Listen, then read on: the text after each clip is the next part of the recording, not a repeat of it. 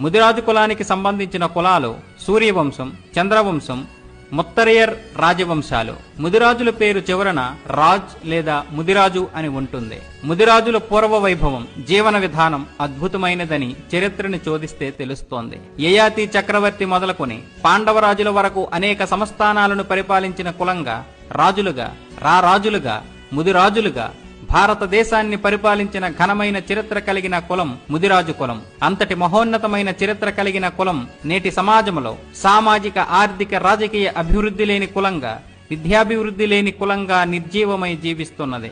మిగిలిన కులాలతో పోల్చుకుంటే ముదిరాజు కులం సమాజంలో అన్ని రంగాలలో వెనుకబడి ఉందనే చెప్పాలి. వారికి రాజ్యము లేదు, సరస్వతి కటాక్షము లేదు, లక్ష్మీ కటాక్షము లేదు, కన్నీళ్లు తప్ప. దీని ప్రకారం ముదిరాజు ఓటర్ల శాతం 11.59%. తెలంగాణ రాష్ట్రంలో అధిక జనాభా కలిగిన కులం ముదిరాజు కులం. రాష్ట్ర జనాభాలో 12% కలిగిన కులం ఇది. 119 అసెంబ్లీ నియోజకవర్గాలలో 22 నియోజకవర్గాలలో గెలిచే సత్తా ఉన్న కులం ఇది. 26 నియోజకవర్గాలలో ఇంకో సామాజిక వర్గంతో కలిస్తే గెలిచే కులం ఇది. 42 నియోజకవర్గాలలో గెలుపు ఓటంలో నిర్ణయించగలిగే సత్తా దీనికి ఉంది. మానవ జాతిని మొదట పరిపాలించిన మొదటి రాజులు ముదిరాజులు. ముదిరాజులు పాండవుల వంశానికి చెందినవారు.